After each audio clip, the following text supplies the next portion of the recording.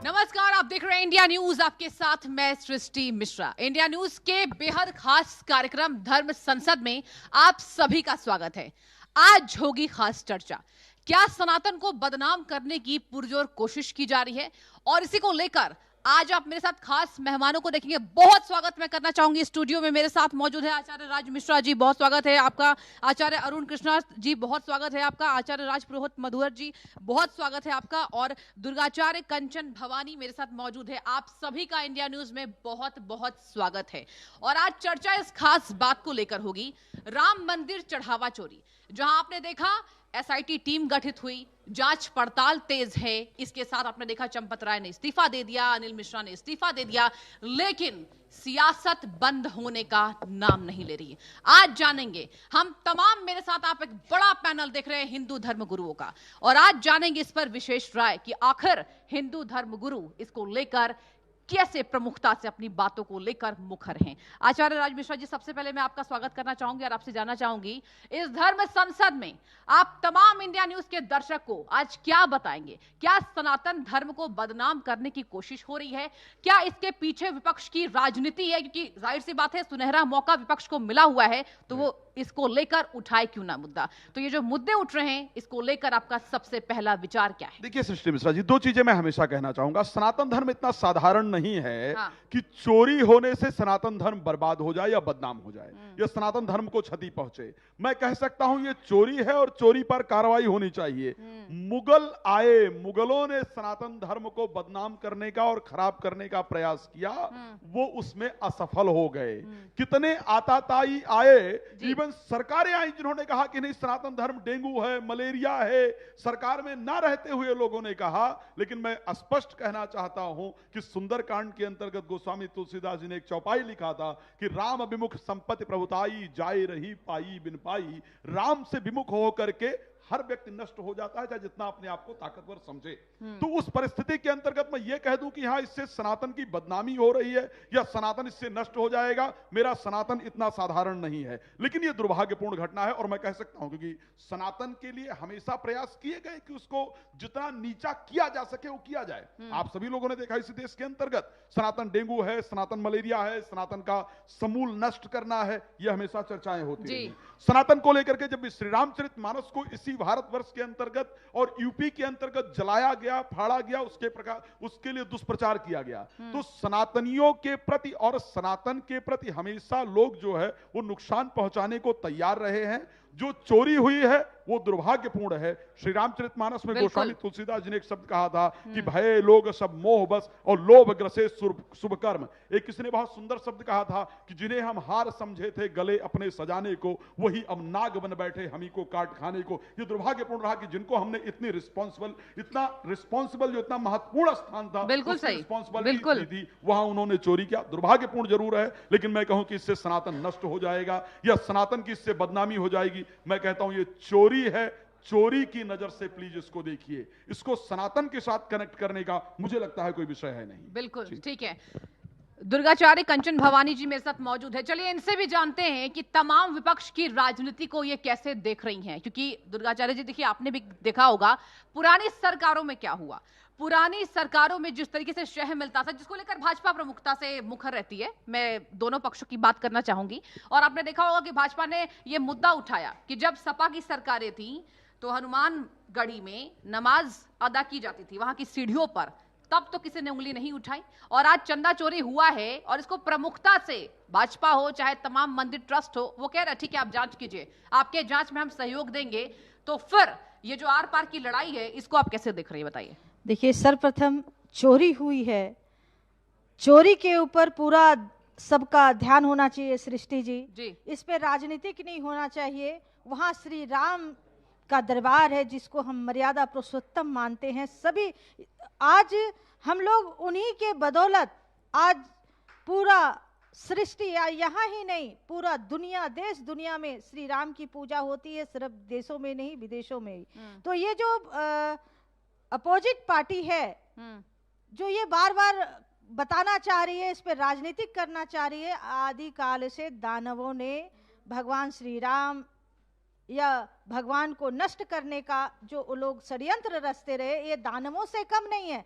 इनकी बातों में हम बिल्कुल ध्यान नहीं देते हैं। हम ध्यान देते हैं कि हमारा धर्म सबसे बड़ा हमारा परम कर्तव्य होता है। धर्म से बड़ा कुछ नहीं। मनुष्य के जीवन में अगर धर्म नहीं है तो वो मनुष्य मनुष्य नहीं है, यह सृष्टि सृष्टि नहीं है। धर्म हमारा सर्वोपरि है, धर्म हमारा प्राण है। अगर धर्म ही हमारे इससे निकल जाएगा तो क्या होगा? तो हमारा प्राण निकल गया। इससे हमें पूरा देना चाहिए। जिसने चोरी की है, राम मंदिर में इतनी बड़ी चोरी की है, इतनी बड़ी दुर्घटना घटी है जो सिर्फ हमारे भारत की बात नहीं है, भारत से बाहर की भी वहां पे प्राण बस रहा है सबका। श्री राम मंदिर में, क्योंकि आप जिस दिन प्राण प्रतिष्ठा हो रहा था भगवान श्री राम जी का, उस दिन मैं अमेरिका में थी। जगह जगह लोगों ने लंगर लगाए हुए थे। जिनकी रेस्टोरेंट थी ना, उस रेस्टोरेंट में फ्री भोजन कर दिया गया था। और मैं अकेली साध्वी थी, 10 मंदिरों में जा के सबको संबोधित कर रही थी। और ये देखिए उन लोगों की आस्था, उस दिन किसी ने भोजन नहीं किया था, जल ग्रहण नहीं किया था। यहाँ अपोजिट पार्टी श्री राम जी को कटघरे में खड़ा कर रहे हैं, उस पे राजनीतिक कर रहे हैं। राजनीतिक बिल्कुल नहीं होना चाहिए। और इस पे सभी धर्माचार्यों को साथ आके एकजुट होके, क्योंकि ये हमारे श्री राम जी की बात है और यहाँ चोरी की बात है, इस पे हमारे उस पे प्रश्न चिन्ह नहीं लगना चाहिए। धर्म के ऊपर ये कतई बर्दाश्त नहीं की जाएगी। वो तो जिस टाइम में भगवान श्री राम का प्राण प्रतिष्ठा हो रहा था, कुछ लोग काल्पनिक बता रहे थे, कुछ लोग वहां जा नहीं रहे थे। आज चोरी हुई है तो इन्हें बहुत बड़ा वो लगा है, ठेस पहुंचा है। तो जब चोरी आपको इतना बड़ा ठेस पहुंचा, जब श्री राम जी का मंदिर नहीं बना था और बनने जा रहा था, कार सेवकों ने, किसी ने, कितने लोगों के बेटों का माँ की गोद सुनी हो गई, कितनी माओ के मांग उजड़ गए।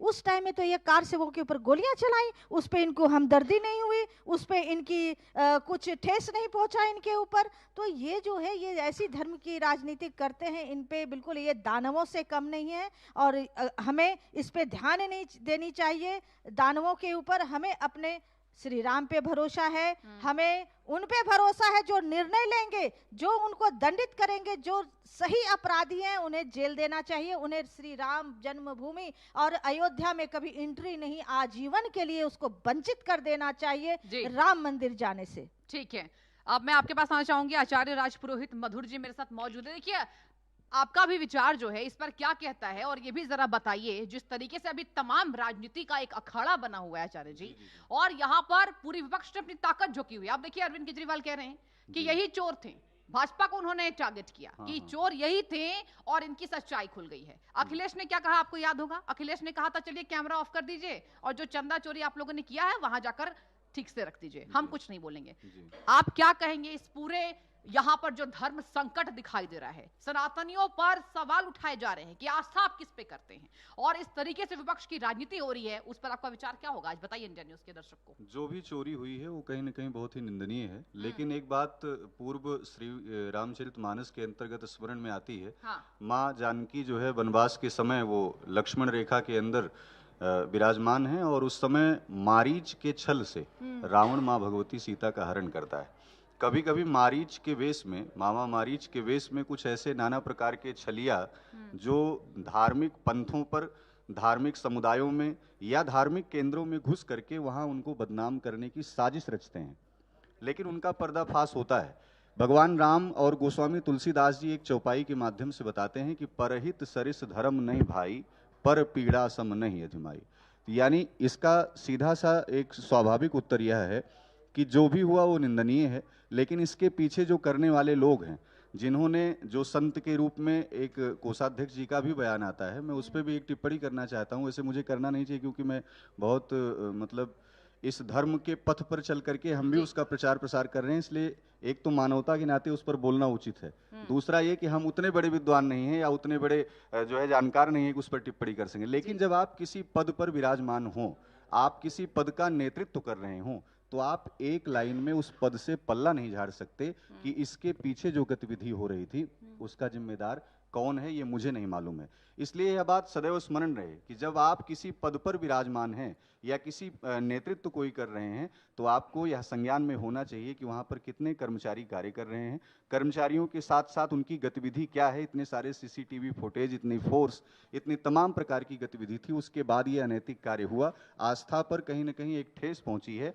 दान देना यानी उधारी देकर के आप मंदिर में नहीं आए हो। दान का मतलब ये हो गया कि आप उसे प्रभु के प्रति समर्पित करके आए हो, और यदि अपना समर्पण आप दे चुके हो तो उसके पीछे वह गतिविधि धर्म के प्रति उस धन को लगाया जा रहा है। यही आप मान करके अपने आप में संतुष्टि रखो, क्योंकि कहा गया है कि आत्मा में परमात्मा का वास है। हम जिस प्रकार से ईश्वर की सत्ता को समझते हैं, देखते हैं, अवलोकित करते हैं, वैसे ही हमारा मन होता है। ये राजनीतिक तमाम प्रकार के लोग हैं जो तमाम प्रकार की गतिविधियां अपनी बातें रखते हैं। राजनीति का काम है तरह तरह की बातें निकल करके आना, लेकिन इनका स्वरूप, इन सब का स्वरूप हम उन मामा मारीच से जोड़ते हैं जो छद्म धारण करके कभी त्रिपुंड धारण करते हैं, कभी जनेऊ पहनते हैं, कभी जालीदार टोपी पहन लेते हैं। नाना प्रकार की ऐसी गतिविधियों में, प्रपंचों में संलिप्त होकर के वो धर्म को और राष्ट्र को, दोनों को बदनाम करने का काम करते हैं। जी, यानी कि कुल मिलाकर आपका यही कहना है आचार्य जी कि धर्म को बदनाम करने की कोशिश हो रही है और साजिश पहले से ही बुनी जा रही है। बिल्कुल, ये पूर्व षड्यंत्र है, पूर्व नियोजित षड्यंत्र है, उसी पर वो लोग कार्य कर रहे हैं, क्योंकि आने वाला समय 27 का चुनाव है, वो देखते हुए सारा कार्य किया जा रहा है। ठीक है, आपने इसको चुनाव से जोड़ दिया। आचार्य अरुण कृष्णा जी मेरे साथ मौजूद है। आचार्य जी देखिए, आपका विचार भी बहुत महत्वपूर्ण हो जाता है, क्योंकि आप वक्फ बोर्ड को लेकर देखें, जब से इसमें गैर मुस्लिमों की एंट्री हुई है, भोपाल के काजी साहब ने इस्तीफा दे दिया और कहा कि वक्फ बोर्ड पे किसी भी तरीके का हस्तक्षेप हमें बर्दाश्त नहीं है और हमें दबाने की कोशिश हो रही है। आप क्या कहेंगे इस पर? सर्वप्रथम, राम मंदिर में चोरी नहीं हुई है। अच्छा। राम मंदिर में डकैती हुई है जी। इसे डकैती कहते हैं, और इस डकैती के अंदर हर वो व्यक्ति इसका उत्तरदायी है जिसने अपनी आंखें बंद करके इस डकैती को होने दिया। और आज के समय मैंने बहुत सुन रहा हूं कि कुछ लोग चंपत राय के बड़े पक्ष में आ रहे हैं। अच्छा, तो बताया जाए कि धृतराष्ट्र का क्या अपराध था? क्या धृतराष्ट्र ने अपने हाथों से किसी का वध किया था? धृतराष्ट्र ने किसी को मारा था? धृतराष्ट्र केवल मूक उस अपराध को देखता रहा, इसीलिए आज धृतराष्ट्र को धृतराष्ट्र कहा जाता है। राजा राम का वो चरित्र है, रामा सत्य पुरुषो लोके सत्य सत्यपरायण साक्षात रामात् विनिमृतो धर्मश्चापि श्रेयस है। भगवान राम केवल सत्य भाषण नहीं करते थे जी। सत्य को धरातल पर प्रतिष्ठित करते थे। वो भगवान राम थे। जिस भगवान राम के बारे में स्वयं रावण का मंत्री स्वयं उनकी प्रशंसा करता है, एक शत्रु की शत्रु प्रशंसा करते हुए कहता है कि यशमिन्ना चलते धर्मो यो धर्म नाति वर्तते यो ब्रह्मास्त्रम वेदांश वेद वेद विदाम्बरा। वो स्वयं कहते हैं कि राम परिस्थिति कुछ भी हो लेकिन कभी भी धर्म का उल्लंघन नहीं करते थे, और राम और धर्म दो अलग पर्यायवाची नहीं, एक हैं। और यहां पर हम कहते हैं चोरी है, ये डकैती है, और इस डकैती का केवल एक दंड है, वो है जितने भी लोग पकड़े जा रहे हैं, चंपत राय से लेके उनके समकक्ष जितने पदाधिकारी हैं और वो 8 डकैत, इन सबको केवल इनका वध होना चाहिए, क्योंकि शास्त्र यही कहते हैं। क्योंकि भगवान राम के रामायण में स्वयं महर्षि वाल्मीकि ने कहा, हंतेषु नियमाद वध्यान वध्येषु न कुप्यते युनक तथा प्रियश्च तमसो यत्र तुष्यति।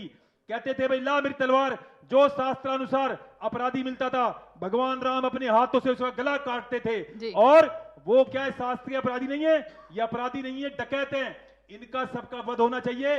और जो धृतराष्ट्र मौन रह के बैठा रहा, उसको ना उस पद पे रहने का योग्यता थी। उन्होंने केवल मात्र पैसे की चोरी नहीं कही है, उन्होंने उस आदित्य योगी नाथ जैसे महंत का धर्म युद्ध में विश्वासघात किया है। उन्होंने 300 अधिक राम भक्तों को इन सपाइयों ने गोलियों से भून दिया, सरयू नदी में उनकी लाशें, उनकी शवों को फेंक दिया, उनके बलिदान का अपमान किया है। उन्होंने करोड़ों लोगों के विश्वास का अपमान किया है, जिन लोगों ने विश्वास करके उस राम मंदिर की पवित्रता का अपमान किया है। अब बात आपकी आते हैं वक्फ बोर्ड पे। वक्फ बोर्ड जो है ये कोई बोर्ड नहीं है, ये केवल एक आतंकवादी संगठन है, आतंकवादी संगठन है। इस विधर्मी कांग्रेस ने पहले इस मातृभूमि का खंडन किया, मातृभूमि को तोड़ा, ये कह के कि हमें काफिरों के साथ नहीं रहना, इन्हीं मुस्लिमों ने, जिहादियों ने कहा कि हम काफिरों के साथ नहीं रह सकते, हमें अलग से मुल्क चाहिए। तो गांधी, जिसको मैं महात्मा कहने से राष्ट्रीय चैनल से इनकार करता हूं, उस गांधी ने और उस नेहरू ने, एक गांधी नेहरू के षड्यंत्र ने इस देश का 2/3 हिस्सा इन पाकिस्तानियों को, इस मुसलमानों को दे दिया। और षड्यंत्र देखिए कि ये इस देश से गए नहीं मुसलमान, 60% ये जिहादी यही रह गए और देश भी तोड़ लिया। और जो बचा हुआ था कहा मेरे अल्लाह ने दिया है। अरे तेरे अल्लाह ने ये दिया है तो तेरे अल्लाह ने वहां क्या किया था पाकिस्तान में? अगर तेरे अल्लाह ने भारत में तेरी वक्फ बोर्ड की भूमि छोड़ी है तो फिर पाकिस्तान तुमने क्यों लिया? ये षड्यंत्र है गजवाए हिंद का, जिसके अंदर कांग्रेस, मैं थूकता हूं उस व्यक्ति के ऊपर, लानत भेजता हूं उस आदमी पे जो कांग्रेस जैसी सनातन धर्म के शत्रु को, पार्टी को वोट देता हो, समर्थन देता हो। क्योंकि अगर इस देश का खंडन हुआ है और ये देश फिर से टूटेगा, इसको यह अपरिहार्य है। इस देश का खंडन होने से कोई रोक नहीं सकता कि उस देश में 30 करोड़ मुसलमान हो चुके हैं। और इसका कारण केवल और केवल ये वक्फ बोर्ड के समर्थक कांग्रेसी हैं। वक्फ बोर्ड को त्वरित कार्रवाई करते, इसको खंडित करना चाहिए, इसको उखाड़ के बाहर मतलब फेंकना वक्फ बोर्ड नहीं रहना और चाहिए। इसको पूरी तरह से वक्फ बोर्ड को नाश करना चाहिए। इसकी इस देश के अंदर कोई जगह नहीं है। देखिए आचार्य जी, मुझे ऐसा लगता है कि आपकी जो गूंज है ये केवल इंडिया न्यूज के दर्शकों तक नहीं, ये अयोध्या तक जाएगी। आपने जिस तरीके से यहां पर कहा है कि सनातन को बर्बाद करने की, सनातन को बदनाम करने की कोई चेष्टा नहीं छोड़ी गई। आचार्य राज मिश्रा जी, मैं आपके पास रुख करना चाहूंगी। और देखिए वक्फ को लेकर भी यहां पर लगातार इस बाबत जानकारी यह दी जा रही है कि वक्फ को खत्म करने की साजिश भाजपा की है और यही वजह है कि इसमें गैर मुस्लिम की यहां पर एंट्री हो रही है। आप इस पर क्या कहेंगे? वक्फ बोर्ड कोई रिलीजियस संस्थान तो है नहीं। हाँ। वक्फ बोर्ड कोई धार्मिक संस्थान नहीं है। हाँ। कह रहे हैं हमारा अधिकार है। क्या बात कर रहे हैं? वक्फ बोर्ड धार्मिक संस्थान नहीं है। हाँ। वहां हुआ एक मामला आया था इलाहाबाद हाई कोर्ट के अंदर। और आप अगर अननीति करेंगे तो हम जवाब देंगे। इलाहाबाद हाई कोर्ट ने बाकायदा क्लियर किया था कि वक्फ बोर्ड कोई धार्मिक संस्थान है ही नहीं। तो जब कोई वक्फ बोर्ड धार्मिक संस्थान है नहीं, सरकार से बाकायदा अनुदान लेता है, काहे उसको खुली छूट दे दी कि भाई जहां मर्जी आए वहां उठा करके कब्जा बोल दो, ये गुरुद्वारा हमारा है, ये हमारा है, हम इस पर कब्जा कर लेंगे। ये वाकई में उसको गुंडों की तरह अधिकार कांग्रेस सरकार ने दिया था। अच्छा। इसमें कोई दो राय नहीं। मैं इससे गुरेज नहीं करता हूं। शायद 2-3 चीजें रही जो हमारे लिए बहुत दुर्भाग्यपूर्ण रहा। प्लेसेस ऑफ वर्शिप एक्ट लाया गया, वो शायद हमारे लिए बहुत दुर्भाग्य रहा। हमें यह कह करके रोक दिया गया कि हम अब किसी भी संस्थान पर, अपने मंदिरों पर अपना कब्जा, अपना अधिकार बता ही नहीं सकते, जबकि वो हमारे हैं। दूसरा, वक्फ बोर्ड को असीमित अधिकार दे दिया गया, गुंडों की तरह उसको अधिकार दे दिया गया कि आप जहां चाहे वहां, सिर्फ आपको इतना ही कहना है कि ये घर मेरा है। कल हो सकता है वक्फ बोर्ड आ जाए, कहते कि इंडिया न्यूज का जो स्टूडियो है वो मेरा है, और फिर आपके पास कोई राइट्स ही नहीं है। आपको पहले कहां जाना है? उन्हीं के पास जाना है। सबसे बड़ा दुर्भाग्यपूर्ण तो यह है कि आप और किसी कोर्ट जा नहीं सकते, आप ट्रिब्यूनल में ही जा सकते हैं। उन्हीं के पास जाइए, जिसने चोरी किया है उस चोर के पास ही जाइए और कहिए साहब कि भाई हम आपके पास आए, आप हमें बताइए। मतलब कितना दुर्भाग्यपूर्ण है कि चोर कब आपको सही साबित होने देगा? जब वहां से आप अपनी पूरी लड़ाई लड़ लीजिए, वहां से लड़ने के बाद फिर आप बाकी कोर्ट के अंतर्गत जा सकते हैं। तो इससे दुर्भाग्यपूर्ण तो और कुछ भी नहीं रहा। और मुझे लगता है इस देश का, एक्चुअली मैं अरुण कृष्णा जी के साथ सहयोग में हूं, इस देश का बंटवारा ही 2 चीज पर हुआ था। अच्छा। सनातन पर और वक्फ बोर्ड पर। जिनको वक्फ बोर्ड चाहिए था, जिनको पर्सनल लॉ बोर्ड चाहिए था, उन्होंने 90% मुस्लिमों ने वोट दिया था भाई पाकिस्तान के पक्ष में। 90% लोगों ने वोट दिया था। और गए कितने? वाकई में बहुत कम लोग, 40% लोग शायद वहां पर गए। तो बाकी लोग यहां रह करके फिर यहां वक्फ बोर्ड की आवश्यकता क्या थी भाई? भारत के अंदर अगर आवश्यकता थी तो सनातन बोर्ड की आवश्यकता थी, सनातन बोर्ड की आवश्यकता है और सनातन बोर्ड की आवश्यकता रहेगी। भारत में वक्फ बोर्ड नहीं होना चाहिए था, भारत के अंदर सनातन बोर्ड का गठन होना चाहिए था। लेकिन दुर्भाग्यपूर्ण रहा कि जब देश आजाद हुआ तो कुछ ऐसे अताताइयों के हाथ में वाकई में देश की सत्ता गई, जिन्होंने सनातन को जितना तोड़ने मरोड़ने का प्रयास हो सकता था उतना किया। वो शायद कोई नहीं भूल सकता है जब शायद जापानीज डेलीगेशन आता है भारत के अंदर और नेहरू जी से जब बखान करना शुरू करता है कि आपके भारत का कल्चर कितना सुंदर है, मतलब कितनी एकता है, कितना प्रेम है, कितना प्रसन्नता है, जब वो काशी जाता है, जब वो वृंदावन जाता है, जब वो अयोध्या जाता है, जब वो अलग अलग जगह पर जाता है और सनातन धर्म की तारीफ करता है, तो नेहरू जी का एक शब्द था, जो लोग नहीं जानते गूगल कर लेंगे, उन्होंने कहा जिसका आप बखान कर रहे हैं, जिसकी आप महिमा मंडन कर रहे हैं, उसी को मैं खत्म करने का प्रयास कर रहा हूं। तो सनातन के लिए इससे दुर्भाग्यपूर्ण और कुछ भी नहीं हो सकता है। पर मुझे लगता है कि आज जो सरकार कर रही है, आज सरकार वक्फ बोर्ड में जब डाल रही है लोग, बिल्कुल बेहतर है, होना चाहिए। वहां पर आपकी सरकारी संस्था नहीं है। भारत के अंतर्गत आप बंगाल में चले जाइए, बंगाल में मंदिरों के जो कर्ता धर्ता हैं उनको तक मुसलमानों को बनाया गया था। आप हमारा आजम खान को हमारा कुंभ के आयोजन के समय उनको रिस्पॉन्सिबिलिटी दी गई थी। तो जब सनातन के अंतर्गत कुंभ आयोजन की रिस्पॉन्सिबिलिटी आजम खान को दी जा सकती है, उस समय वो मिनिस्टर हो सकते हैं, जब उनके पास वो जिम्मेदारी दी जा सकती है, तो अगर कोई हिंदू वक्फ बोर्ड में है जो कि मुस्लिम की धार्मिक संस्था नहीं है, तो उसमें दिक्कत क्या है? तो मुझे लगता है कि इसमें किसी प्रकार का दिक्कत तो नहीं ये होना कहा चाहिए। जा रहा है आचार्य राज मिश्रा जी कि वक्फ को खंडित करने के लिए ही गैर मुस्लिमों की एंट्री यहाँ हो रही है, इस पर क्या कहेंगे? देखिए, एक बात बता दीजिए, वक्फ को खंडित जरूरत क्या है? वक्फ की जरा मुझे बता दीजिए, वक्फ की जरूरत क्या है? वक्फ के अंडर में मॉल बने हुए हैं, आपको पता है, जरूरत है मॉल के लिए? ऐसे स्कूल जो है उसकी जमीन वक्फ की बताई जाती है। हाँ, वक्फ की जमीन की बात करें, गुरुद्वारा दिल्ली के केंद्र में चली जाइए, वहां भी वक्फ कहता है कि हमारी जमीन है। 1500 साल पुराने गांव वक्फ ने दावा कर दिया कि ये हमारा है, गुरुद्वारों पर दावा कर दिया कि ये हमारा है, पार्लियामेंट पर दावा कर दिया है कि ये हमारा है, इवन हाई कोर्ट पर तक दावा कर दिया है कि ये हमारा है। हाँ। तो मतलब इस प्रकार की गुंडागर्दी वाली संस्था में अगर कोई अच्छा हिंदू जाता है और न्यायपूर्ण कार्रवाई होती है, तो मुझे लगता है उसमें किसी को पीड़ा होनी नहीं चाहिए। हाँ, ये सच है कि वो श्री रामचरितमानस के अंतर्गत एक चौपाई थी, ते ही सुहाय न नगर बधावा और चोर न चांदनी रात सुहावा। अब वास्तविकता में ऐसा हुआ है, मैं सरकार से संबंधित नहीं हूं, लेकिन मैं ये कह सकता हूं, इस सरकार के आने के बाद पहले सिर्फ मुस्लिम मुस्लिम हो रहा था, अब हिंदू मुस्लिम हो रहा है। पहले जस्ट मुस्लिम मुस्लिम हो रहा था, अब हिंदू मुस्लिम हो रहा है। तो जब हिंदू मुस्लिम हो रहा है, समाज को डर किसका है? तो किसी को अल्पसंख्यक क्या कर लेंगे? इस पर भी जवाब दीजिए। नहीं, अल्पसंख्यक कहां अल्पसंख्यक को डराया जा रहा है? आपको लगता है कहीं कोई विषय नहीं है? मुझे लगता है जितना अल्पसंख्यक हमारे यहां सुरक्षित है, जितना अल्पसंख्यक हमारे यहां मौत से रह रहा है, क्योंकि यहां सनातनी बहुसंख्यक है, यहां हिंदू बहुसंख्यक है। जहां पर हिंदू बहुसंख्यक है, वहां किसी भी कम्युनिटी का कोई व्यक्ति शांति से अपना जीवन व्यतीत करता है।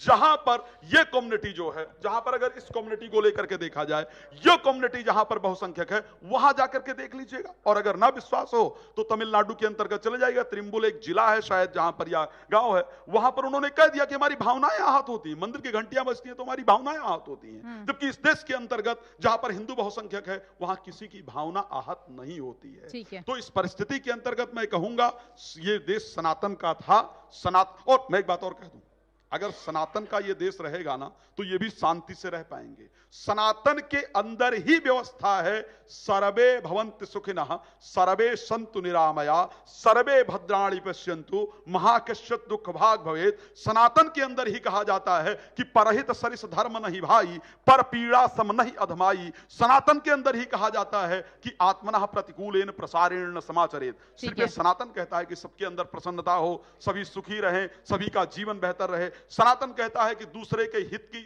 इतना बड़ा धर्म नहीं है, दूसरे को पीड़ा देने इतना अधर्म नहीं है। तो सिर्फ सनातन कहता है। तो मुझे लगता है सनातनी अगर कोई वक्फ बोर्ड के अंदर भी रहेगा ना, तो मुझे लगता है वक्फ बोर्ड ढंग से काम करेगा।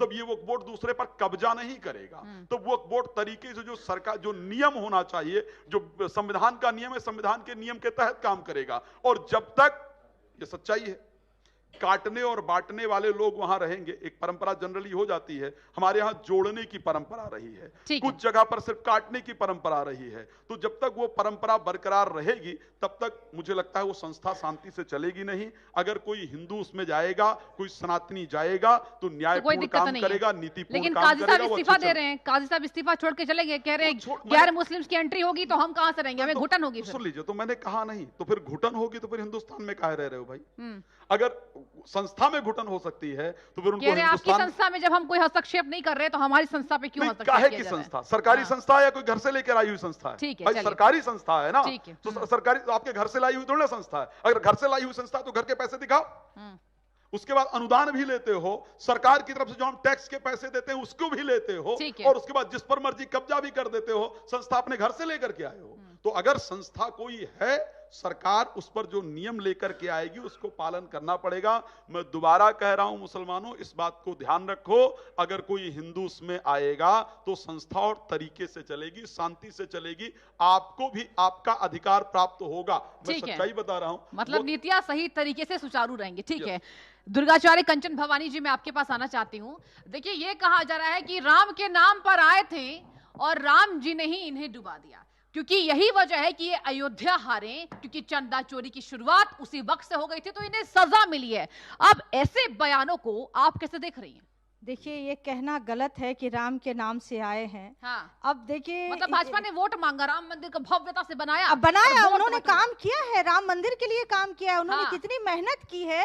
आप ये देखिए, अब वहां पे कुछ कालनेवी दानव वहां एंट्री होती है। आप देखिए, बड़े बड़े यज्ञ होते थे आदि काल में, ऋषि मुनि जब यज्ञ किया करते थे तो उसको भंग करने के लिए दानवों का काम होता था। तो ये दानवों का काम है वहां चोरी करना और इतना बड़ा अपराध करना। भगवान कृष्ण जी थे ना, और सुदामा जी ने एक मुट्ठी चना चोरी करके खाया था तो आजीवन दरिद्र रहे।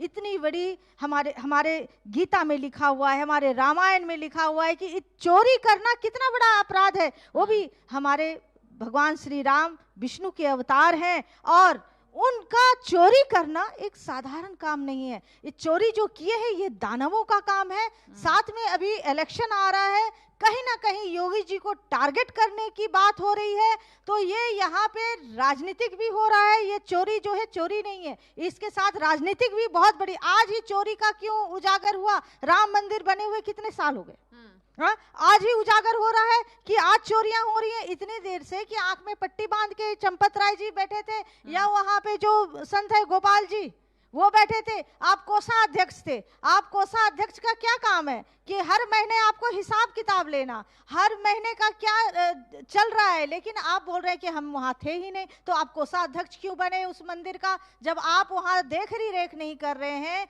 इनकम का, इनकम सोर्स का, कहाँ कितना बैंक में जा रहा है, आपको कोई लेना देना नहीं है, तो कोषाध्यक्ष नहीं बनना चाहिए। केवल नाम के कोषाध्यक्ष थे, तो अभी उनको तुरंत निष्कासित करना चाहिए। हमारी ये मांग है। इतने लोगों के रहते हुए बड़ी दुर्भाग्य की बात है, एक सुई का बात नहीं, एक सुई गिरता है तो किसी को पता नहीं चलता है। इतने बड़ी संख्या में धन की चोरी हुई है, सोना चांदी की चोरी हुई है। इसके क्या बोलते हैं, जिम्मेदारी किसकी है? इसकी जिम्मेदारी किसकी है? ये लोगों की जिम्मेदारी थी, इनके ऊपर दिया हुआ था सरकार ने। सरकार एनी टाइम तो नहीं खड़ी रहेगी ना मंदिर में, भाई तुमने ये काम किया या नहीं किया। चप्पे चप्पे पे सीसीटीवी लगा हुआ है। आप सीसीटीवी चैनल देखेंगे, जब एक कंट्रोल रूम होता है, उस कंट्रोल रूम में कहाँ क्या हो रहा है। क्योंकि मैं एक बार आबू धाबी गई थी, स्वामी नारायण मंदिर, तो मुझे सब जगह दिखाया, बोला माता जी ये देखिए कंट्रोल रूम है और आप कहीं फोटो खींच के बैठिए, आपको तुरंत आ जाएगा सुरक्षा गार्ड। अब मैंने वाकई ऐसे किया, तुरंत यहाँ फोटो खींचना मना है, आप कैमरा बंद कीजिए, फोटो डिलीट कीजिए। ये होता है सुरक्षा, ऐसी सुरक्षा होनी चाहिए। यहाँ तो कोई सुरक्षा नाम की चीजें नहीं है। इतने सारे पैसे धन सब गमन हो गया, तो ये किसकी जिम्मेदारी थी? जिनको दिया गया था, या चंपत राय जी को दिया गया था, आज कह रहे हैं कि वो एक छोटे से घर में रहते हैं, हवाई चप्पल में चलते थे। इतनी बड़ी जिम्मेदारी वो कैसे वो चुक कर सकते हैं? उनको पता नहीं। अंतिम बार भी कहा है कि मैं निर्दोष हूं, कुछ भी नहीं मिलेगा मेरे पास से। टुन्नू यादव चोरी कर रहा है, ढरले से उनका ड्राइवर है। और टुन्नू यादव इतना बड़ा घर बना लिया, इतनी बड़ी संपत्ति, उसके घर से इतने पैसे मिले हैं, तो चंपत राय जी को खबर नहीं है इस बात की। तो ऐसी चीजों को इग्नोर नहीं करना चाहिए, सबको आड़े हाथ लेनी चाहिए। ठीक है, आचार्य राजपुरोहित जी, मैं आपके पास रुक करना चाहूंगी। देखिए, आपने देखा अयोध्या का मामला तूल पकड़ता जा रहा है और है 27 का विधानसभा चुनाव, और तमाम विपक्षियों ने पहले ही ये कह दिया कि इस बार हमें हराने की जरूरत नहीं है, चुनाव तो भाजपा यहीं हार गई। इस पर क्या कहेंगे आप?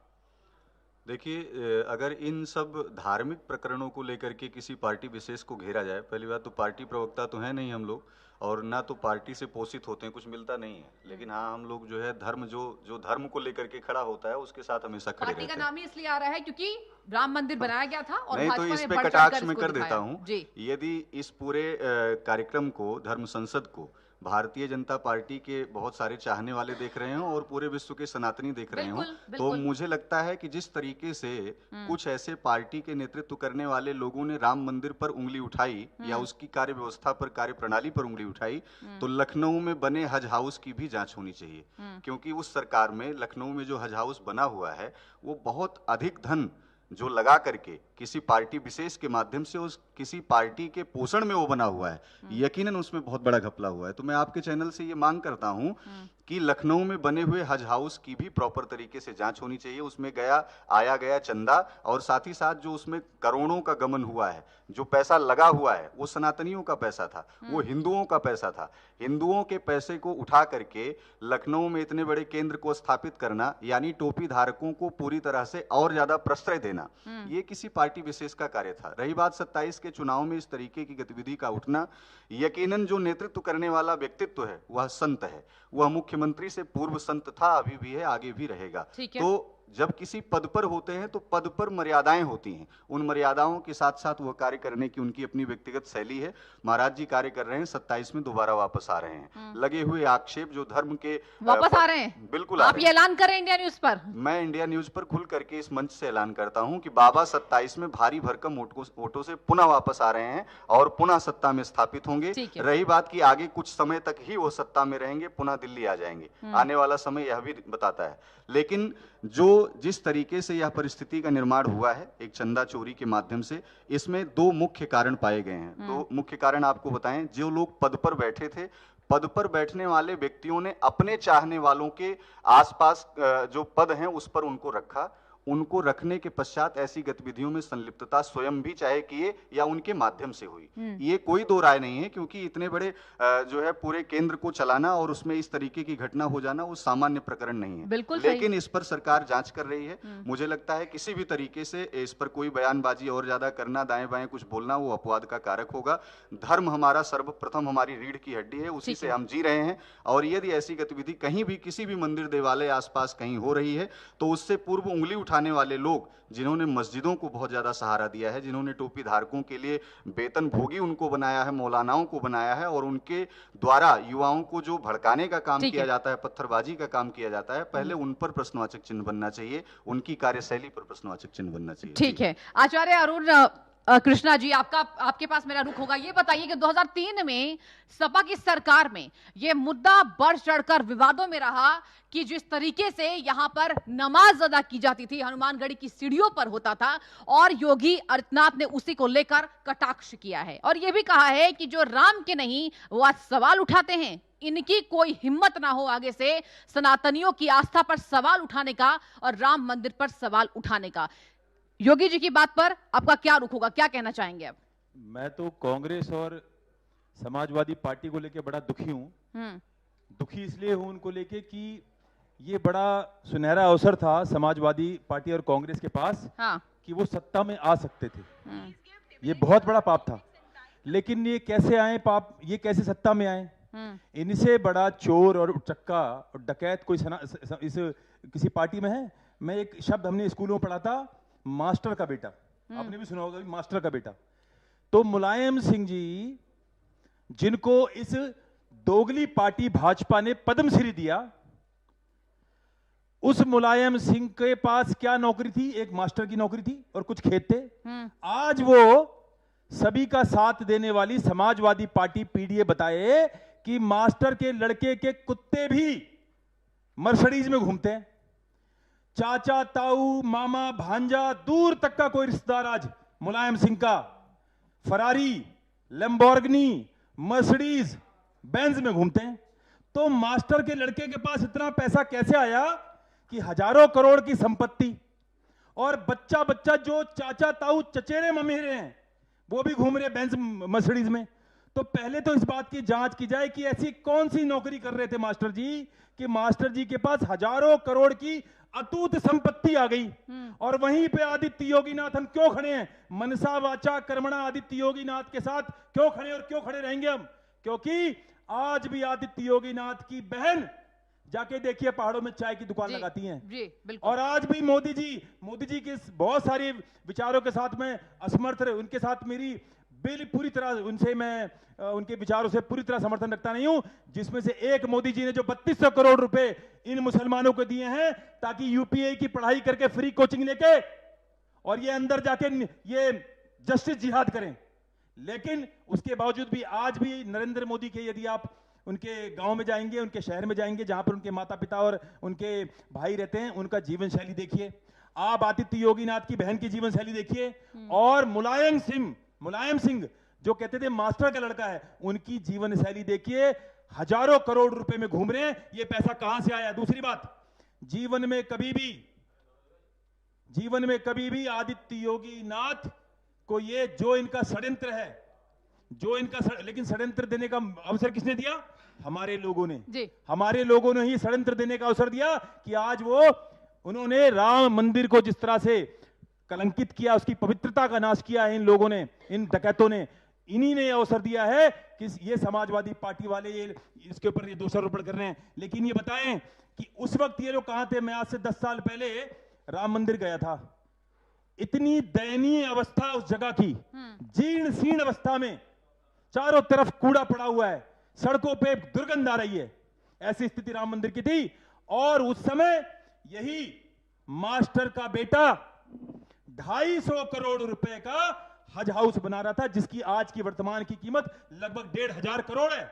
तो 1500 करोड़ का मैं कहता हूं, मैंने पूछा समाजवादी पार्टी के प्रवक्ताओं से कि चलो हम आदित्य योगीनाथ का साथ छोड़ते हैं, मात्र एक काम इंडी गठबंधन बता दे, मात्र एक काम, 4 काम नहीं, मात्र एक काम जो इन्होंने सनातन धर्म के सशक्तिकरण के लिए किया हो, केवल एक काम। इसके सिवाय कि 2008 में जब आतंकवादियों ने, मुसलमानों ने, जिनको इन्होंने अपना रिश्तेदार बना रखा था कांग्रेसियों ने, जब उन्होंने मुंबई में हमला किया तो हमलावरों को दंडित करने की बजाय कांग्रेस लग गई कैसे इसे भगवा आतंकवाद में परिवर्तित किया जाए। वो तो भला हुआ उस कसाब को पकड़ने वाले उस सनातनी सिपाही का, जिससे पता चल सका कि ये पाकिस्तान के पाले हुए आतंकवादी हैं। और सुनिए पारितोषिक क्या दिया कांग्रेस ने। मैं ये इसलिए बोल रहा हूं कि बताऊं कि हम तुम लोगों से घृणा क्यों करते हैं। ये बिल्कुल सही कहा मेरे छोटे भाई ने कि हमें कोई सरकारी तनख्वाह नहीं मिलती, हम केवल आदित्य योगीनाथ के लिए उनके